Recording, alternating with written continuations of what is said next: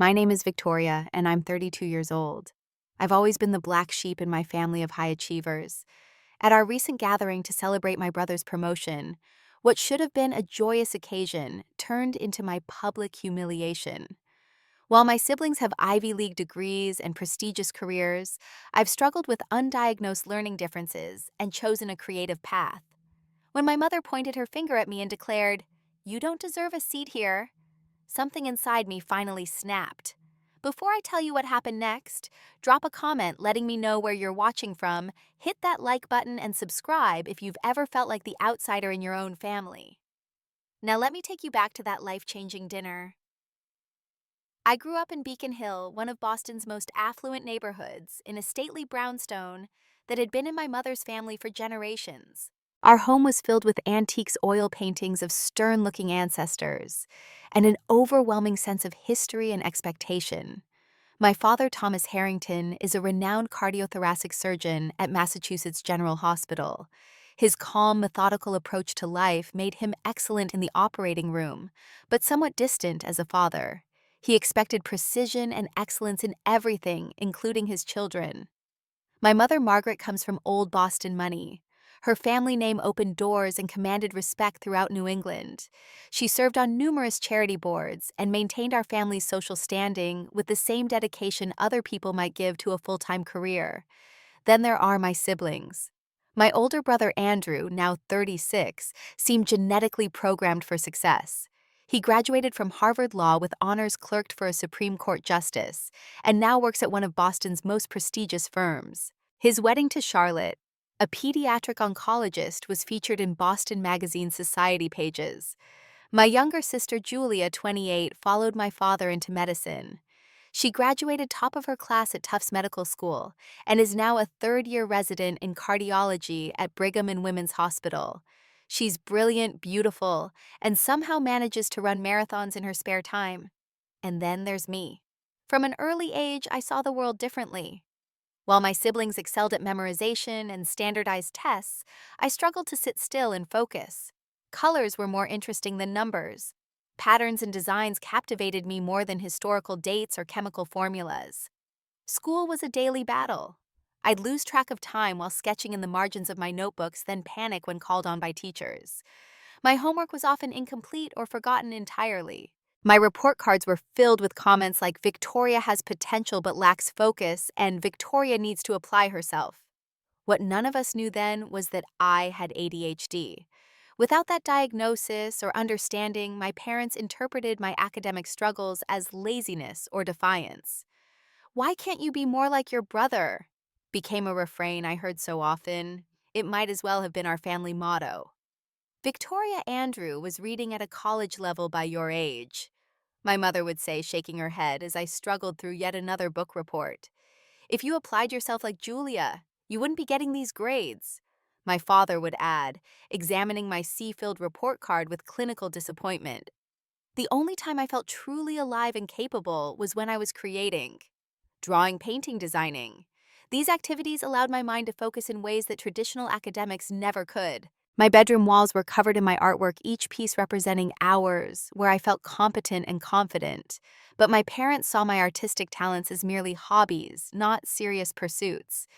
"It's fine to enjoy drawing, Victoria, but you need something practical to fall back on," my father would say, as if my passion was a phase I would outgrow. The breaking point came during my senior year of high school. While Andrew and Julia had both applied early decision to Ivy League schools, I set my sights on Rhode Island School of Design, one of the top art schools in the country. RISD. "What kind of future will that give you?" my mother asked when I showed her my application. "A creative one," I answered, trying to sound more confident than I felt. "Creatives wait tables, Victoria," she replied dismissively. "Harringtons run hospitals and law firms." Despite their disapproval, I applied and was accepted to RISD with a partial scholarship. My portfolio had impressed the admissions committee. I still remember the conflicted look on my father's face when I showed him the acceptance letter, a mixture of pride that his daughter had gotten into a selective school and disappointment that it wasn't Harvard or Yale. My parents attended my college graduation, but with the air of people fulfilling an obligation rather than celebrating a milestone. while Andrew's law school graduation had warranted a party for 50 at the Boston Harbor Hotel, and Julia's medical school commencement was celebrated with a week in Paris. My achievement was acknowledged with a dinner at an upscale restaurant and stilted congratulations. After college, I moved to a tiny apartment in Cambridge and began building my career as a graphic designer. The first few years were tough. Freelance work was inconsistent, and I supplemented my income by waiting tables at night, proving my mother's prediction partially correct. But I was doing what I loved and gradually building a portfolio and client base. My family viewed my career choice with a mixture of confusion and concern. At holiday gatherings, while Andrew discussed his cases, and Julia shared stories from the hospital, my parents would quickly change the subject when I tried to talk about my design projects.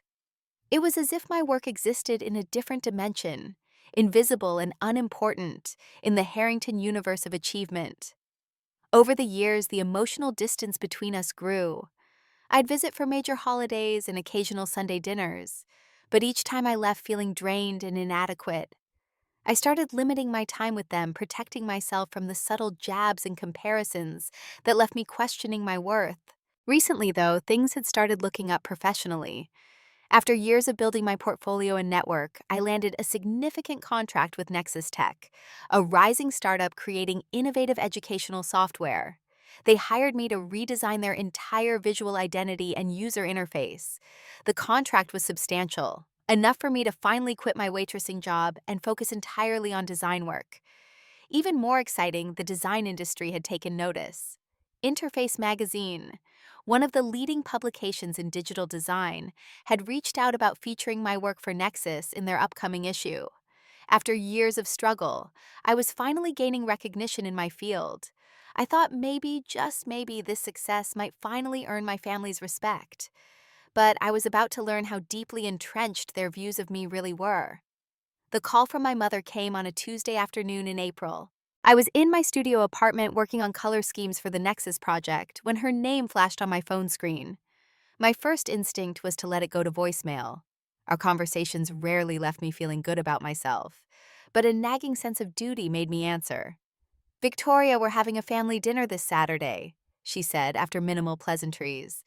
"Your brother has made partner at the firm. 6:30. Don't be late." It wasn't a request so much as a command. No, "Are you free?" or "We'd love to have you join us." Just an expectation of compliance. "That's wonderful news about Andrew," I said, trying to sound enthusiastic while a familiar knot formed in my stomach. "I'll be there." After hanging up, I stared at my design work, the colors suddenly seeming less vibrant. Family gatherings were always an exercise in smiling through discomfort, nodding as Andrew and Julia were praised while my life choices were subtly questioned.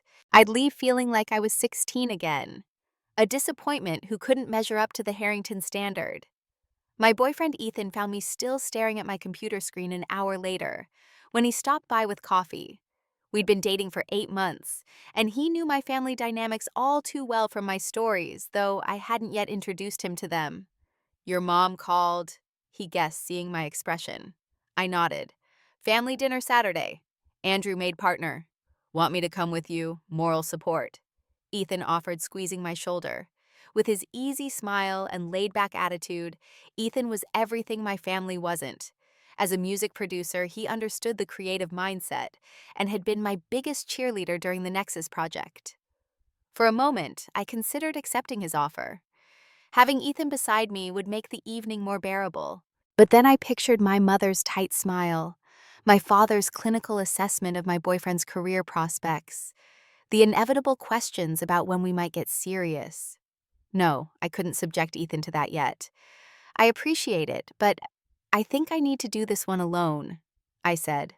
"Besides, I've got some news of my own. Maybe this time they'll actually be impressed." "They should be," Ethan said firmly. "What you're doing with Nexus is incredible. And the magazine feature, that's huge, Victoria." His confidence bolstered mine. Maybe this dinner would be different. Maybe my recent success would finally bridge the gap between my world and theirs. As Saturday approached, I found myself overthinking everything about the upcoming dinner. What to wear became an existential question. Too artistic, and I'd confirm their view of me as flighty and unprofessional. too conservative, and I'd be betraying my identity. I settled on a navy blue dress that balanced professionalism with personal style, paired with a geometric silver necklace I designed during my final year at RISD. I spent extra time on my hair and makeup trying to project confidence and success. In my bag, I packed a copy of the contract with Nexus and the email from Interface magazine about the feature. Concrete evidence that I was thriving on my own terms. The drive to Beacon Hill that evening was tense. Spring rain fell softly on the windshield as I navigated the familiar streets, rehearsing ways to share my news that might actually resonate with my achievement-oriented family. The company is valued at $30 million. The magazine has a circulation of 200,000 industry professionals, translating my creative success into metrics they might understand.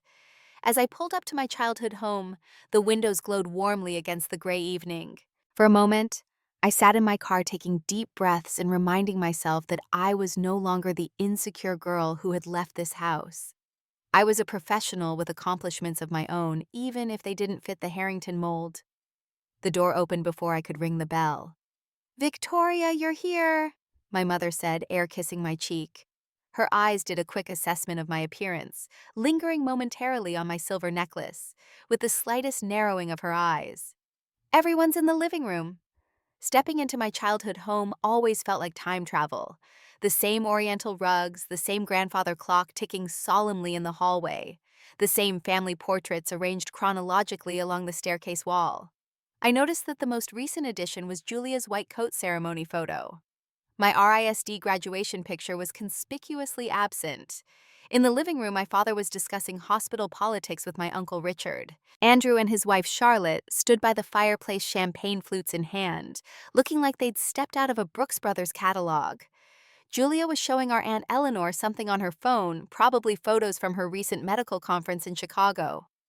"Look who's finally here," my mother announced, drawing all eyes to me. "Victoria." Aunt Eleanor broke away from Julia and approached me with genuine warmth. Unlike the rest of the family, Eleanor had always shown interest in my creative pursuits. A former art history professor, she was the only one who'd visited my first small gallery showing in Cambridge. "How's my favorite artist?"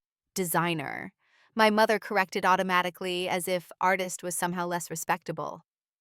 "I'm great, Aunt Eleanor," I said, hugging her tightly, grateful for her presence.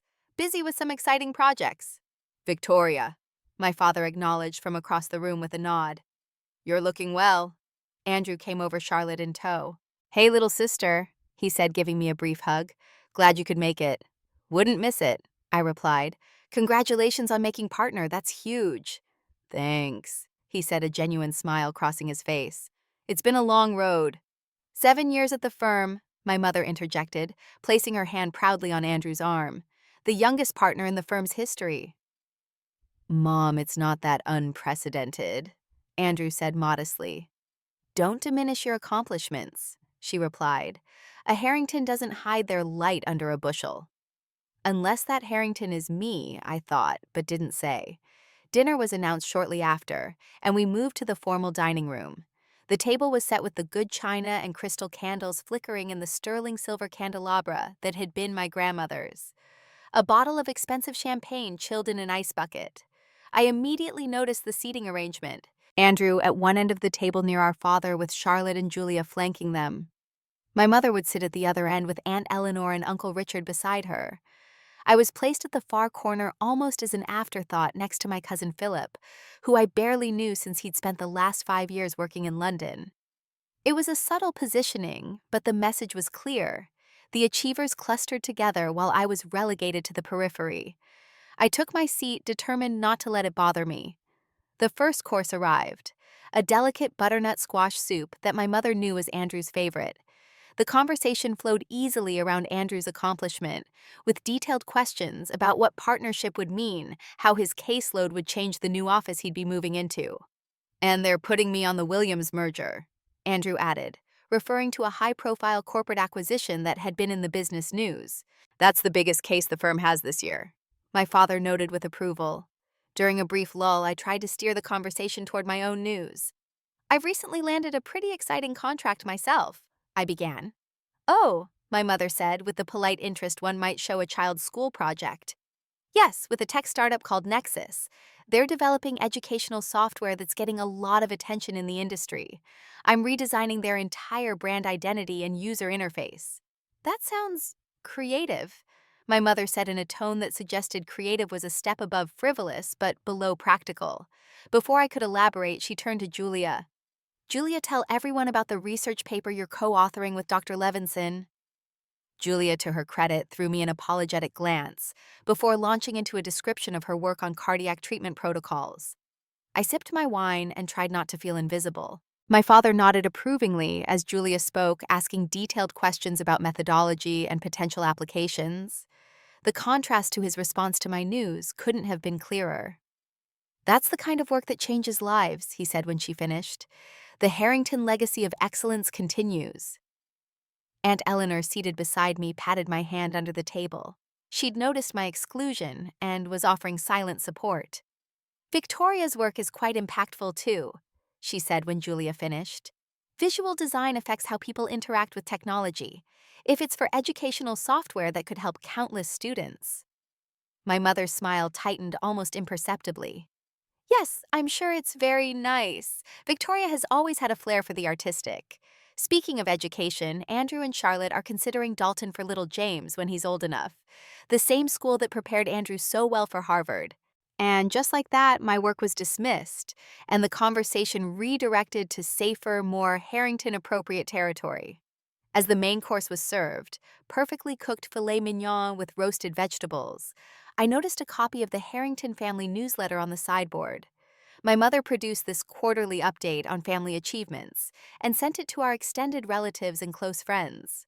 During a moment when everyone was engaged in conversation, I slipped over to glance at it. There was a full page devoted to Andrew making partner complete with a professional headshot. A half page celebrated Julia's research and her recent selection for a specialized cardiology fellowship. My cousin Philip's return from London merited a paragraph. There was no mention of my Nexus contract or the upcoming magazine feature, despite the fact that I'd emailed my mother about both last month. It was as if my accomplishments didn't exist or weren't worthy of acknowledgement. I returned to my seat, a familiar heaviness settling in my chest. Aunt Eleanor caught my eye, having observed my discovery. Your mother didn't mention your new contract in the newsletter? She asked quietly. I shook my head slightly. Eleanor frowned.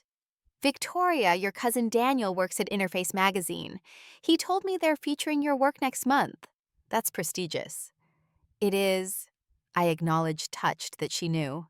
It's their innovation issue. You should share that with everyone, she encouraged. But looking at my family engaged in animated discussion about Andrew's firm's high-profile clients, I couldn't see an opening. They lived in a different world, one where creativity was decorative, not essential. Where success was measured in predictable metrics, prestigious degrees, income brackets, social connections, not in innovation or artistic impact. As dessert was served, a champagne toast with chocolate soufflé, I felt the familiar fade happening. In my family's eyes, I was becoming transparent, a ghost at the table present, but not quite real. It was a feeling I'd known since childhood, but it had never stopped hurting. The breaking point came during my father's toast. Standing at the head of the table, crystal champagne flute raised, he spoke with genuine pride. To Andrew, who exemplifies the Harrington tradition of excellence. From your earliest days, you showed the intelligence, discipline, and drive that has defined our family for generations. Making partner at 36 continues our legacy of achievement and distinction. Everyone raised their glasses. To Andrew, they echoed. The Harrington name has always been associated with excellence. My mother added, not to be outdone. From your great-grandfather, the judge, to your father, the surgeon, and now you and Julia carrying on in law and medicine. That's what family legacy means, maintaining standards and traditions. I sipped my champagne silently, feeling increasingly invisible. Then my mother continued, looking around the table. It's important that we all remember what the Harrington name stands for. Excellence, achievement, contribution to society. Her gaze seemed to linger on me as she emphasized these words, and something inside me shifted. After years of diminishment, of having my path devalued, I decided to speak up. Creative fields contribute to society too. I said, my voice quieter than I intended, but steady.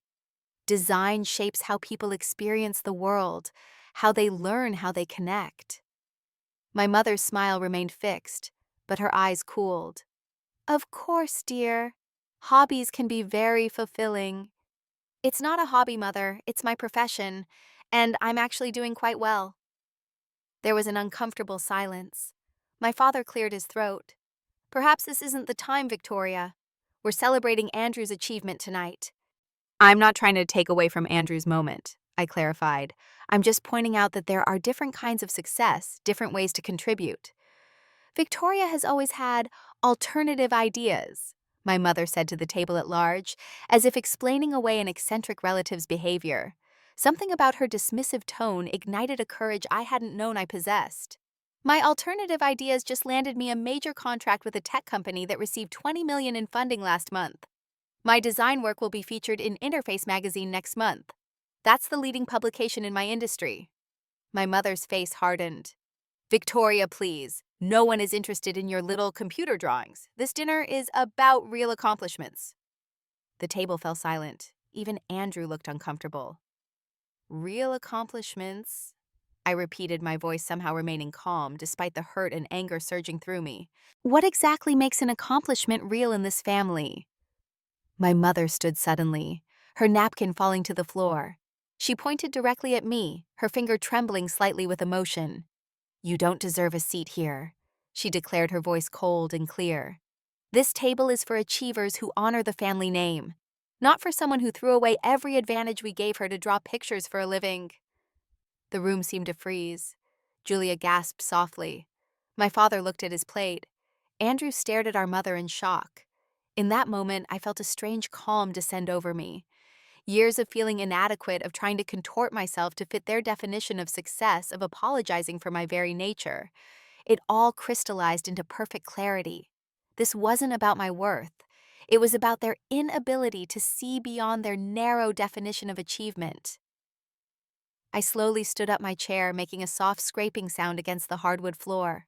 Every eye was on me, and the room held a tense, expectant silence. They probably thought I was going to leave, storm out in tears, or slink away in shame. That's what I might have done in the past. Instead, I took a deep breath and mentally recalled what my therapist had said during one of our sessions about family dynamics. Your worth isn't determined by their ability to see it. Mother, I said calmly, would you mind repeating what you just said? I want to make sure I heard you correctly. Her chin lifted defiantly. I said you don't deserve a seat here. This family has standards, Victoria. Standards you've consistently failed to meet with your artistic dabbling. Instead of responding immediately, I reached for my bag that hung on the back of my chair. The dining room remained silent as I extracted a slim portfolio folder. With deliberate movements, I opened it and removed several documents, placing them carefully on the table. This is my contract with Nexus Technologies, I said, my voice steady. They're paying me $85,000 for a complete rebranding and user interface redesign. Their CEO specifically sought me out after seeing my previous work for an educational app that won a National Design Award last year. I placed another document next to it. This is the email from Interface magazine confirming that my design work will be featured in their innovation issue next month. They're doing a 4-page spread on how visual design enhances learning outcomes in educational technology. I looked directly at my mother, whose expression had shifted from righteousness to confusion. I'm not sharing these to compare myself to Andrew or Julia. Their accomplishments deserve celebration. I'm sharing them because for my entire life you've measured me against a standard that never accounted for who I actually am. I turned to address the entire table. I spent years thinking I was lazy or stupid because I couldn't focus like Andrew or memorize like Julia. I struggled through school feeling like a failure because no one, including myself, understood how my mind worked. My voice grew stronger. 3 months ago, at the age of 32, I was finally diagnosed with ADHD. It explained so much about my childhood difficulties. But you know what? Despite having a brain that works differently, despite never having the natural advantages my siblings had, despite having parents who viewed my passion as a hobby, I've built a successful career doing what I love. I looked at each family member individually. Andrew, I'm genuinely proud of you making partner. You worked hard and you deserve it. Julia, your research is important and will help people, but my work matters too. When Nexus launches their educational platform next year, it will be used by students across the country. My design will make complex concepts more accessible to kids who learn differently. Kids like I was. My mother remained standing, her face a complex mixture of emotions I couldn't fully decipher. My father looked stunned, as if seeing me clearly for the first time. For years, I've been trying to earn a place at this table, I continued, trying to contort myself into someone worthy of the Harrington name as you define it. But I realize now that I don't need your validation to know my worth. I don't need to make partner or publish in medical journals to be successful. I've defined success on my own terms, and by those measures, I'm thriving. I closed my portfolio and slid it back into my bag. So to answer your statement, Mother, I do deserve a seat here. Not because I've lived up to your expectations, but because I've had the courage to forge my own path despite your disapproval. I've built something meaningful with the talents I have, not the ones you wished I had. I looked around at the shocked faces. But more importantly, I've realized I don't need this seat as badly as I thought I did. I have built a life where I'm valued for exactly who I am. The silence that followed my speech seemed to stretch for an eternity. I could hear the grandfather clock ticking in the hallway, marking seconds that felt like hours. Everyone at the table appeared frozen in a tableau of shock and discomfort. My mother's face had gone through a remarkable transformation, from anger to disbelief to something that almost resembled uncertainty. For perhaps the first time in my memory, Margaret Harrington seemed at a loss for words. It was Andrew who broke the silence. Slowly, deliberately, he pushed back his chair and stood up. For a moment, I thought he might defend our mother or ask me to leave. Instead, he walked around the table toward me, picked up his wine glass, and pulled out the empty chair beside mine. "I'd like to sit next to my sister, if that's all right," he said, his voice quiet but firm. As he sat down, he looked at me with an expression I hadn't seen from him in years: respect. "I had no idea about the ADHD," he said softly, "or about the magazine feature. That's incredible, Victoria." Julia was next.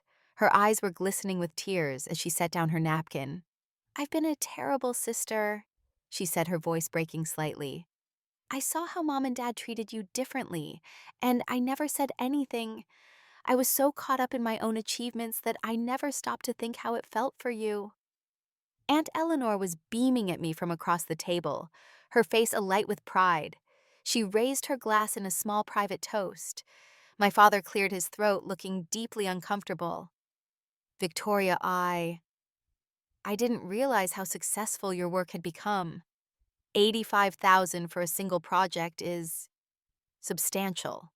Of course he would focus on the money, not the creative achievement, but it was something at least, a recognition in terms he could understand.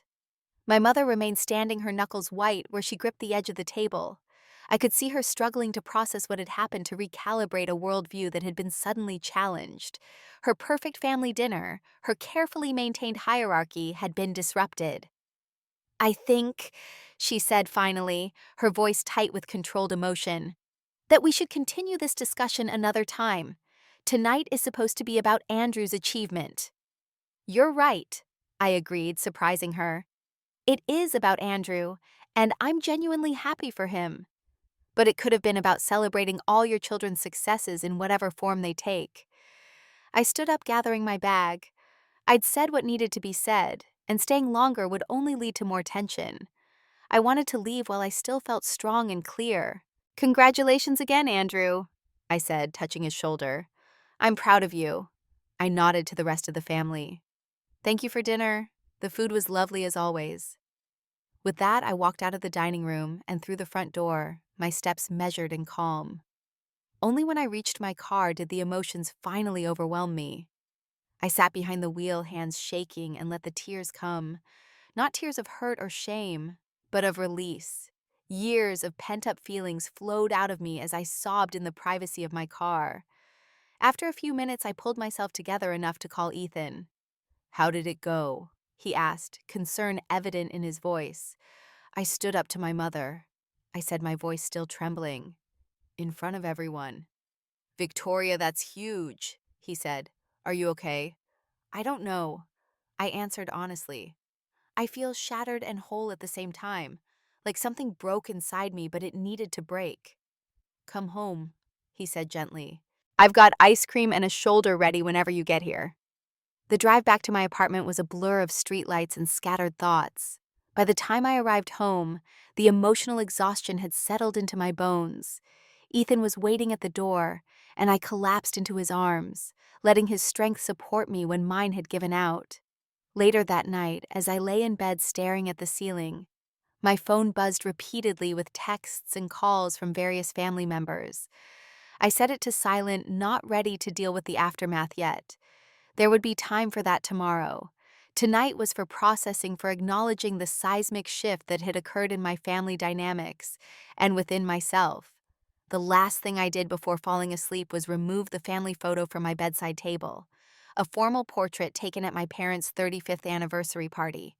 I placed it face down in the drawer, not throwing it away, not denying my connection to them, but creating some necessary distance as I figured out what our relationship would look like going forward. For the first time in my adult life, I felt truly in control of that relationship, no longer desperately seeking approval I might never receive. It was terrifying and liberating in equal measure. The days following the dinner were a strange mixture of emotional processing and professional focus. I threw myself into my work for Nexus, channeling my turbulent feelings into creating something beautiful and functional. There's something therapeutic about design work, the ability to bring order from chaos to solve problems through creative thinking. It was exactly what I needed. My phone continued to accumulate messages from family members, which I read but didn't immediately respond to. Each came with its own emotional tone and implications. Andrew was the first to reach out the morning after the dinner. What you said last night took guts. I've never really understood what it's been like for you. Can we get coffee this week, just the two of us? His message surprised me. Andrew and I had grown increasingly distant over the years as our lives took different paths. The thought that my outburst might have opened a door to reconnection was unexpected. Julia sent a longer text.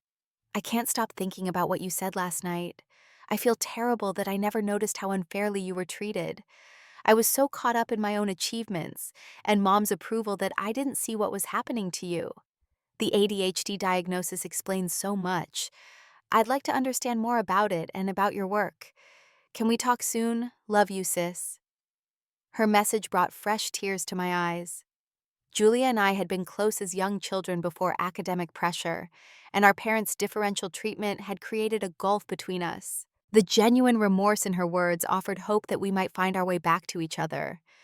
My father, never one for text messages, left a voicemail that was awkwardly formal, but represented a significant shift for him. Victoria, this is your father. I've been thinking about what you said last night. I may not understand your chosen field entirely, but it appears you've become quite accomplished in it. Perhaps we could discuss your work in more detail sometime. The diagnostic information you shared was illuminating. I hope you're well. It was as close to an apology as Thomas Harrington was likely to get an acknowledgement that he might have misjudged me and my capabilities. Aunt Eleanor sent a simple message that made me smile. I've always known you were extraordinary, Victoria. Last night everyone else finally saw it too. So proud of you, my brave girl. The most notable silence came from my mother. For 3 days there was nothing. No call, no text, no email. Then on the 4th day, a formal email arrived in my inbox. Victoria, I believe we should discuss what happened at dinner. There are things that need to be said in person. Would you be available to meet at Cafe Rossetti on Saturday at 11 a.m.? Mother. No apology, no acknowledgement of her words or behavior, just a request, or perhaps demand, for a meeting. The old Victoria might have immediately agreed, eager for any chance to repair the relationship on whatever terms my mother dictated. But I was no longer that person. I replied that I would need some time before I was ready to meet, and that when we did talk, it would need to be a real conversation about mutual respect, not simply smoothing things over. Setting this boundary felt both terrifying and necessary. 2 weeks passed before I agreed to meet my mother at the cafe she had suggested. It was neutral territory, not her home with its weight of family history, not my apartment where she had never visited. Cafe Rossetti was an upscale establishment in Back Bay, the kind of place where even difficult conversations were conducted in modulated tones. I arrived 5 minutes early to find my mother already seated at a corner table, her posture perfect as always, a cup of tea untouched before her. She had aged somehow in the 2 weeks since I'd seen her, or perhaps I was just seeing the strain that had always been there beneath her carefully maintained facade. "Victoria," she said as I sat down across from her. "Thank you for coming." "Mother," I replied, ordering a cappuccino from the hovering waiter. We sat in uncomfortable silence until my coffee arrived. Then my mother spoke, her voice carefully controlled. "What you said at dinner was inappropriate.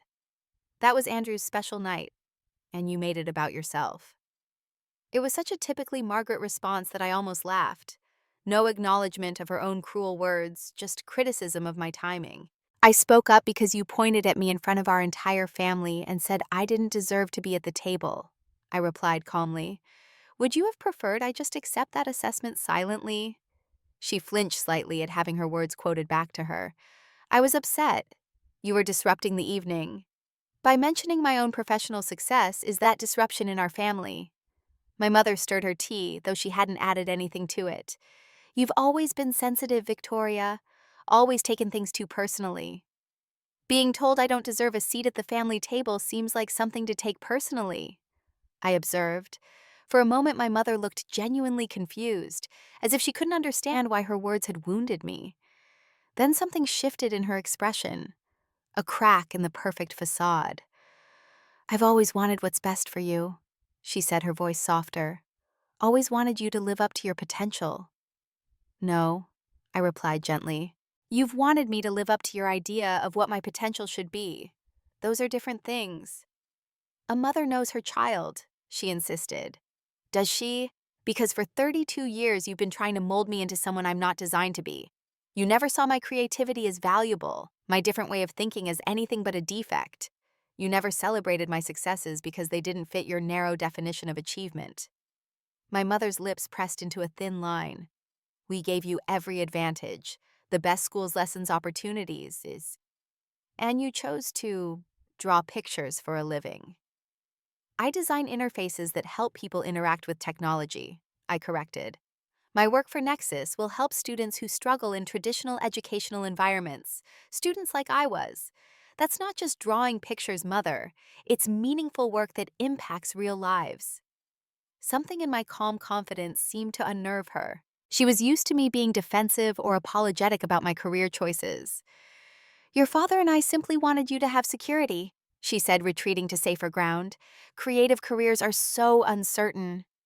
"I appreciate the concern," I said, "but I'm doing well. My company has a waiting list of clients and the Nexus contract has opened even more doors."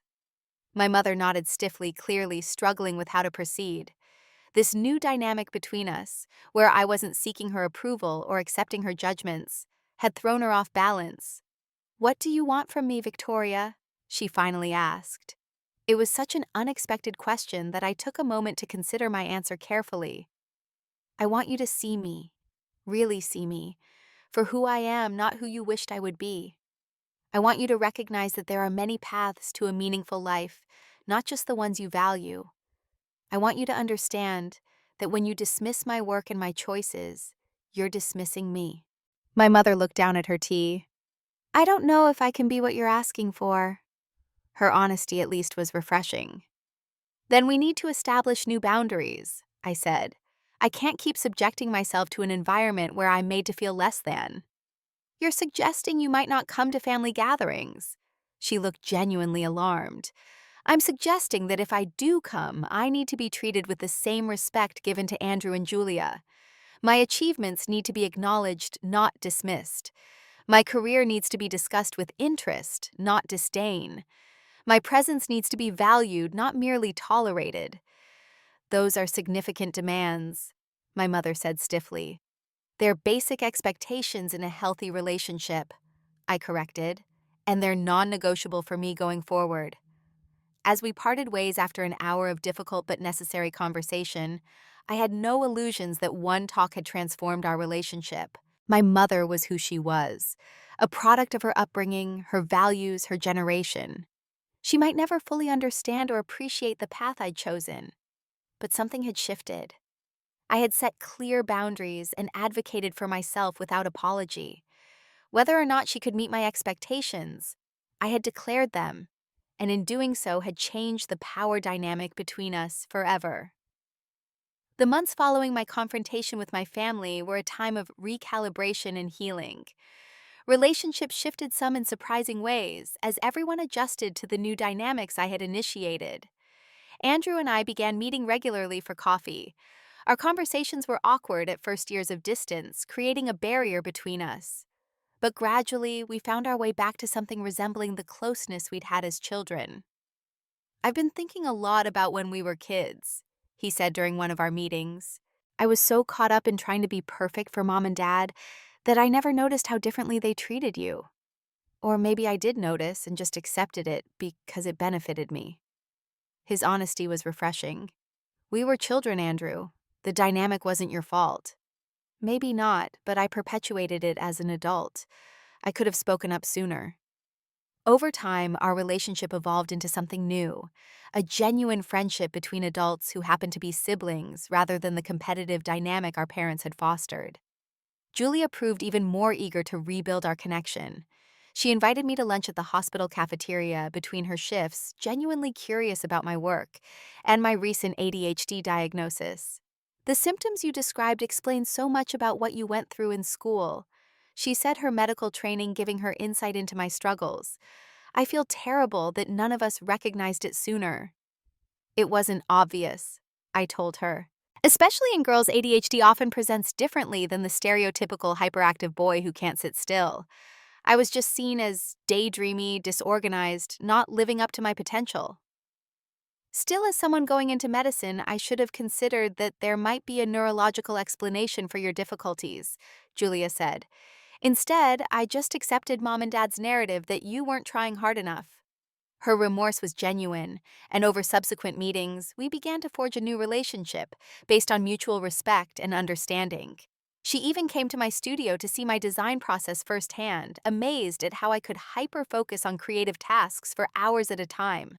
A common ADHD trait that properly channeled had become my superpower. My father's approach to reconciliation was more measured. He invited me to lunch at his club, a gesture that signified a certain level of acknowledgement in his world. During our meal, he asked surprisingly detailed questions about my work for Nexus. "The user interface, that's how people interact with the program," he clarified, trying to understand my field in terms he could grasp. "Exactly. I'm designing how information is presented visually, how students navigate through the content, how feedback is given. The goal is to make learning intuitive and engaging, especially for kids who might struggle in traditional classroom settings."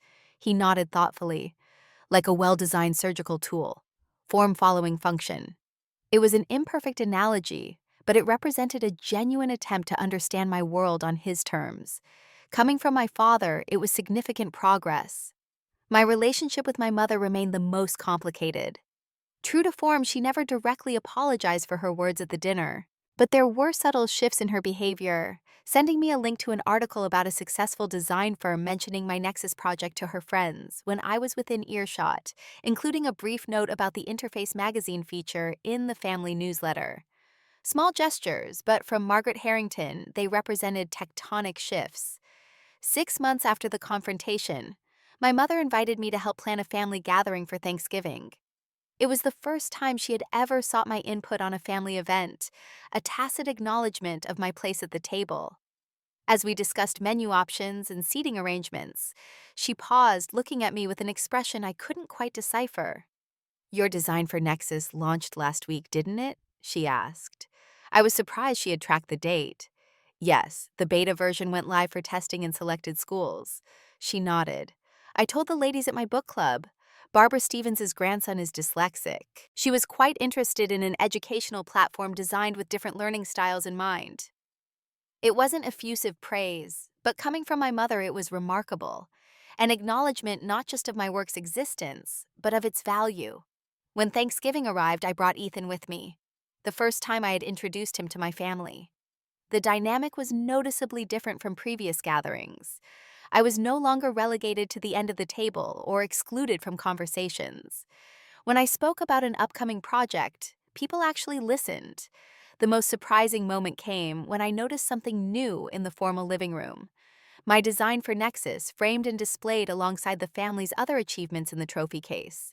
It sat there between Andrew's law school diploma and Julia's research award, not as prominently featured perhaps, but present nonetheless. My mother caught me looking at it. "Your Aunt Eleanor suggested it should be included," she said, not quite able to take credit for the gesture. The frame matches the others. It was such a typical Margaret response that I had to smile. "It looks good there," I said simply. "Yes," she agreed after a moment. "It does." As we gathered around the table that Thanksgiving, I looked at the faces of my family. My brother, who was learning to see beyond our parents' narrow definitions of success. My sister, who was becoming a true ally. My father, who was making tentative efforts to understand my world. And my mother, who was in her own limited way, trying to adapt to a new reality where her creative daughter demanded respect. They weren't perfect. Our relationships would always be works in progress. But something fundamental had changed since that fateful dinner when I'd stood up for myself. I had claimed my seat at the table, not the seat they had grudgingly offered me as the family disappointment, but a seat I had earned through my own accomplishments on my own terms. More importantly, I had discovered that my worth wasn't dependent on whether they recognized it or not. As my father raised his glass for the traditional Thanksgiving toast, I felt a sense of peace that had eluded me for most of my life. The journey wasn't over. Family healing rarely follows a neat linear path, but I was no longer lost in someone else's expectations. I had found my voice, my value, and my vision for my life. Sometimes the bravest thing you can do is shock everyone by standing up for yourself, especially with those who have known you the longest, but seen you the least clearly. It isn't about rejection or revenge, but about reclaiming your right to be fully yourself, even at the family table. Have you ever had to stand up to family members who didn't see your true value or respect your choices? How did you handle it, and what changed afterward? Share your story in the comments below. If this resonated with you, please subscribe. Share this video with someone who might need to hear it, and hit that notification bell to hear more stories of finding strength in difficult moments. Thank you for listening to my journey, and remember, you always deserve a seat at the table, especially when others say you don't.